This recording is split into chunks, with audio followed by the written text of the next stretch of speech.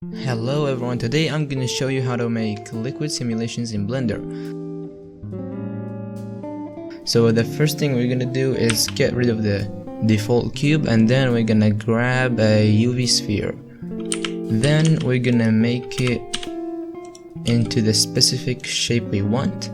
So this looks about right. And then you're going to go to objects after selecting your UV sphere, and then you're going to click quick effects and then quick liquid. This will set you up with a small liquid simulation. We can use this, but first we're gonna set the domain, which is this large cube around the circle or the UV sphere. So we're gonna set it up like this just to make it more better for what we want. And then you're gonna see there are some like blue dots. That's like the liquid direction and speed and stuff. So what we're gonna do is we're gonna go to the domain and then go to the physics properties, and then we're gonna go down to mesh, and then you're gonna enable mesh, and then we're gonna select the type to be modular. That's gonna allow us to bake it, but if that didn't work you can click all.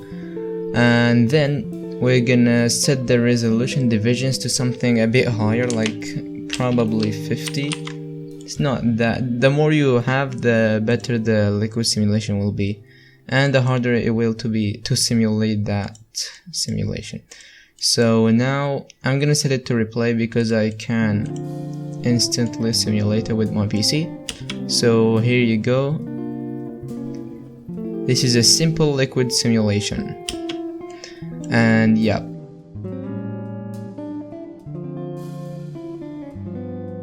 we can level it up by increasing the resolution divisions, like let's say 100. And yeah, and then we can like play with these settings like viscosity if you want to like make it look like honey or Play-Doh or something like that, slime. And then we can also play with the materials. So let's first simulate this.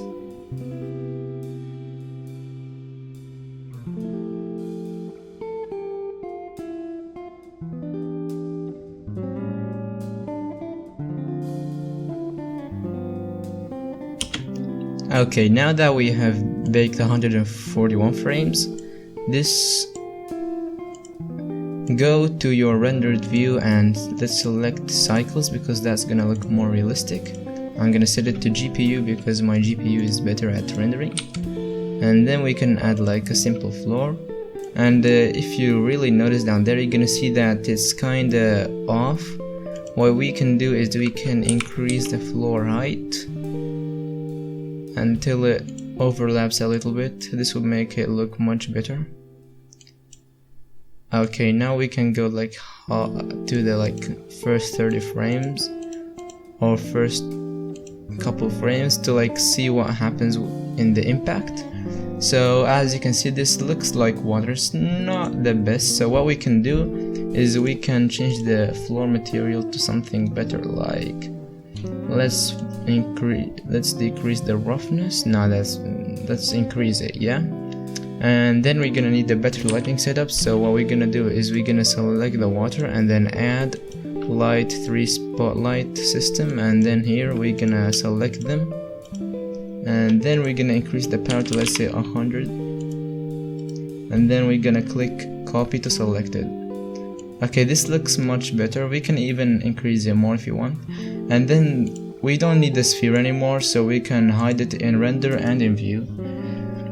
And yep, now what we can do is we can change the color. Yeah, as you can see, the water has a default material, and we can change the color to something a bit more blue or something like that, just to make it distinguishable.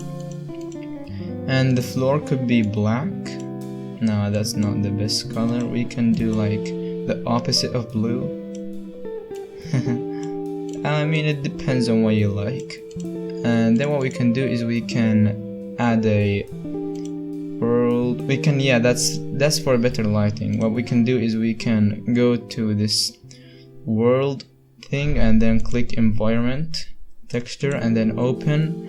What you can do is you can download a HDR file from Google. You can go to HDRI Haven or something, After applying that file, as you can see now, we have some better lighting. We can get rid of that system we did before, and then we can make this, let's say, something that looks like grass. Nah, if it doesn't look right, what we can do is we can do something else, but that's for another video. What we can do is I'm gonna link a tutorial in the description for what you can do. It makes the HDRI part of the scene, which looks awesome.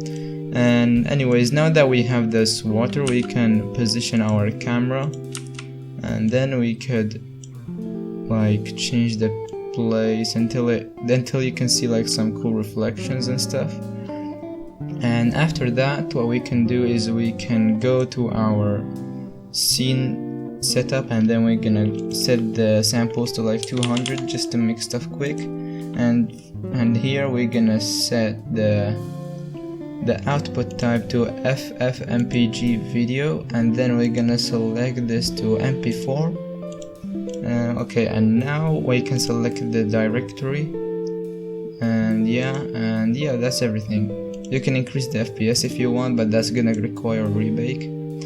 And now you can just click render animation.